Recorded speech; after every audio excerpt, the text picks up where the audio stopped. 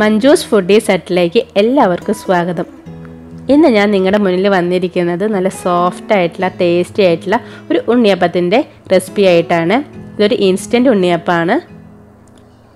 ഇതിന് വേണ്ടിയിട്ട് അരി കുതിർത്തി അരക്കേണ്ട ആവശ്യമില്ല. അതുപോലെ നമ്മൾ ഇതിലേക്ക് പഴമോ സോഡാപ്പൊടിയോ ബേക്കിംഗ് പൗഡറോ ഒന്നും തന്നെ ചേർക്കുന്നില്ല. എങ്കിലും ഇതിൻ്റെ ഉള്ളിൽ നല്ല സോഫ്റ്റാണ്, പുറമേ നല്ല മുരിഞ്ഞിട്ട് ഇരിക്കുന്ന നല്ല ടേസ്റ്റി ആയിട്ടുള്ള ഒരു ഇൻസ്റ്റൻറ്റ് ഉണ്ണിയപ്പമാണ്. അപ്പോൾ അതെങ്ങനെയാണ് ഉണ്ടാക്കാമെന്ന് നോക്കാം. ഉണ്ണിയപ്പം ഉണ്ടാക്കാൻ വേണ്ടിയിട്ട് ഒരു ബൗളിലേക്ക് 1 കപ്പ് അരിപ്പൊടി ഇട്ട് കൊടുക്കാം. അരിപ്പൊടി വറുത്തതോ വറുക്കാത്തതോ ഏത് വേണമെങ്കിലും എടുക്കാം. ഞാനിപ്പോൾ ഇവിടെ എടുത്തിരിക്കുന്നത് പത്തിരിക്ക് നൂൽപൊട്ടിനൊക്കെ ഉപയോഗിക്കുന്ന വറുക്കാത്ത അരിപ്പൊടിയാണ്. ഇനി 3/4 കപ്പ് മൈദ, പിന്നെ 2 ടേബിൾ സ്പൂൺ റവ വറുത്തതോ വറുക്കാത്തതോ ചേർത്ത് കൊടുക്കാം. ഇനി ഇതിലേക്ക് ഒരു നുള്ള് ഉപ്പ് ഒരുപാട് ആവരുത്, ഒരു നുള്ള് മാത്രം ചേർത്താൽ മതി. പിന്നെ 1/2 ടീസ്പൂൺ ഏലക്ക പൊടിച്ചത്, 1/4 കപ്പ് ചിരകിയ തേങ്ങ മസ്റ്റായിട്ട് ഇട്ട് കൊടുക്കണം. ഇനിയിപ്പോൾ നിങ്ങൾക്ക് ഇടയ്ക്ക് നിന്ന് കടിക്കാൻ വേണമെങ്കിൽ അല്പം തേങ്ങാക്കൊത്ത് നെയ്യിൽ വറുത്തിട്ട് അതുകൂടെ ചേർത്ത് കൊടുക്കാം. ഞാനിപ്പോൾ അത് ചേർക്കുന്നില്ല. ഇനി ഇതെല്ലാം കൂടിയിട്ട് നന്നായിട്ടൊന്ന് മിക്സ് ചെയ്തെടുക്കാം. ഇപ്പം നിങ്ങൾ മെഷർമെൻറ്റ് കപ്പിലൊന്നല്ല അളവെടുക്കുന്നത് എങ്കിൽ ഏത് പാത്രത്തിലാണോ നിങ്ങൾ അളവെടുക്കുന്നത്, കപ്പിലോ ഗ്ലാസ്സിലോ ഏതിലായിക്കോട്ടെ, അതേ കപ്പിൽ തന്നെ അല്ലെങ്കിൽ അതേ പാത്രത്തിൽ തന്നെ 1 കപ്പ് അരിപ്പൊടിക്ക് 3/4 കപ്പ് മൈദ, 1/4 കപ്പ് തേങ്ങ എന്ന കണക്കിന് അളവെടുത്താൽ മതി. ഇനി ഇത് മാറ്റി വെച്ചിട്ട് നമുക്ക് ഇതിലേക്ക് വേണ്ടിയിട്ടുള്ള ശർക്കരപ്പാനി റെഡിയാക്കി എടുക്കണം. ശർക്കരപ്പാനി ഉണ്ടാക്കാൻ വേണ്ടിയിട്ട് ഞാനിപ്പോൾ ഇവിടെ എടുത്തിരിക്കുന്നത് ഈ ഒരു സൈസിലുള്ള ശർക്കരയുടെ അച്ചാണ്. ഇതിപ്പോൾ അത്യാവശ്യം നല്ല സൈസുള്ള ഒരു അച്ചാണ്. അതുകൊണ്ട് ഇങ്ങനെ ഒരു അച്ച് ഫുള്ളായിട്ട് ഇട്ട് കൊടുക്കുന്നുണ്ട്. പിന്നെ ഇതുപോലെ ഒരു അച്ചിൻ്റെ പകുതിയും. ഇനി ഇതിലേക്ക് നമ്മൾ നേരത്തെ അരിപ്പൊടി എടുത്ത അതേ കപ്പിൽ തന്നെ 1 കപ്പ് വെള്ളം കൂടി ചേർത്തിട്ട് നന്നായിട്ടൊന്ന് മെൽറ്റ് ചെയ്തെടുക്കാം. ഒരുപാട് കുറുക്കി എടുക്കേണ്ട ആവശ്യമൊന്നുമില്ല. ശർക്കര ഒന്ന് നന്നായിട്ടൊന്ന് മെൽറ്റായാൽ മാത്രം മതി. ഹൈ ഫ്ലെയിമിൽ വെച്ചിട്ട് തന്നെ ഇതൊന്ന് മെൽറ്റ് ചെയ്തെടുക്കാം.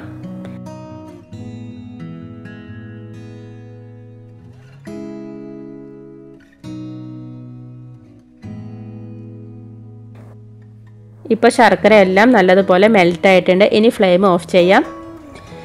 ഇനി ഇതേ ചൂടോട് കൂടിയിട്ട് തന്നെ അപ്പോൾ തന്നെ നമുക്ക് ഇത് നേരത്തെ റെഡിയാക്കി വെച്ചിരിക്കുന്ന കൂട്ടിലേക്ക് ചേർത്ത് കൊടുക്കണം. ഇനി ഒരു അരിപ്പ വെച്ചിട്ട് നമുക്ക് ശർക്കരപ്പാനി അതിലേക്ക് ഒഴിച്ചു കൊടുക്കാം. പെട്ടെന്ന് തന്നെ ഇത് ഒഴിച്ചിട്ട് നന്നായിട്ട് മിക്സ് ചെയ്തെടുക്കണം.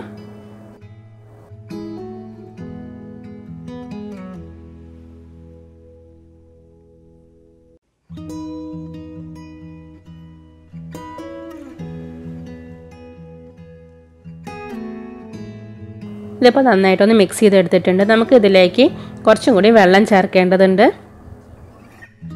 വെള്ളം ചേർക്കുമ്പോൾ ഒന്നെങ്കിൽ ചൂടുള്ളത് അല്ലെങ്കിൽ തിളച്ച വെള്ളം ചേർത്ത് കൊടുക്കണം. തണുത്ത വെള്ളം ചേർത്ത് കൊടുക്കരുത്.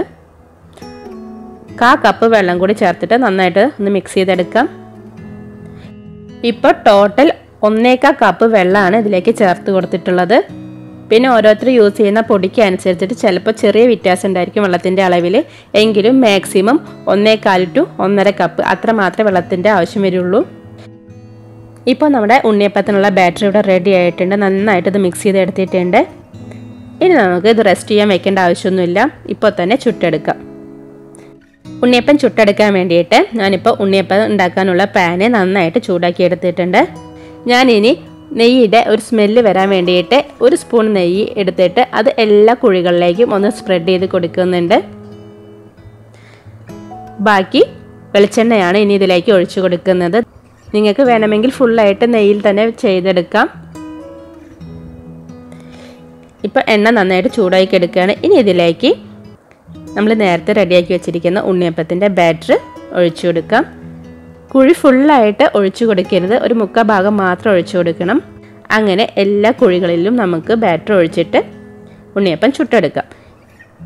ലോ ഫ്ലെയിമിൽ വെച്ചിട്ട് ചുട്ടെടുക്കണം. ഏതാണ്ട് ഒരു 5 മിനിറ്റിനുള്ളിൽ തന്നെ ഇത് നന്നായിട്ട് വെന്ത് വരും. തിരിച്ചു മറിച്ചിട്ടിട്ട് ഇതുപോലെ നമുക്ക് ചുട്ടെടുക്കാം.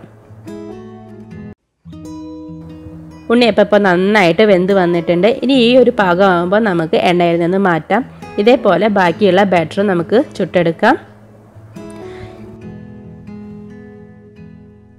ഇവിടെ ഇപ്പം ഞാൻ എല്ലാ അപ്പവും ഇതുപോലെ ചുട്ടെടുത്തിട്ടുണ്ട്. വളരെ പെട്ടെന്ന് തന്നെ വെറും 15 മിനിറ്റിനുള്ളിൽ തന്നെ റെഡിയാക്കാൻ പറ്റുന്ന നല്ല ഇൻസ്റ്റൻ്റ് ആയിട്ടുള്ള ടേസ്റ്റി ആയിട്ടുള്ള ഒരു ഉണ്ണിയപ്പമാണ്. ഗസ്റ്റൊക്കെ വരുമ്പോൾ നമുക്ക് പെട്ടെന്ന് തന്നെ ഇത് വീട്ടിൽ റെഡിയാക്കി എടുക്കാൻ പറ്റാവുന്നതേ ഉള്ളൂ. കഴിക്കാനും നല്ല ടേസ്റ്റാണ്, ഉള്ളിലൊക്കെ നല്ല സോഫ്റ്റാണ്. അപ്പോൾ എല്ലാവർക്കും ഇന്നത്തെ വീഡിയോ ഇഷ്ടപ്പെട്ടിട്ടുണ്ടാവും കരുതുന്നു. എല്ലാവരും ട്രൈ ചെയ്ത് നോക്കിയിട്ട് അഭിപ്രായമൊക്കെ പറയണം.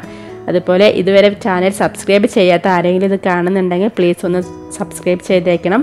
വീഡിയോ ഇഷ്ടപ്പെടുകയാണെങ്കിൽ ലൈക്ക് ചെയ്യാനും ഷെയർ ചെയ്യാനും മറക്കരുത്. അപ്പോൾ അടുത്ത വീഡിയോയിൽ നമുക്ക് കണ്ടുമുട്ടാം. അതുവരെ എല്ലാവരോടും ബൈ.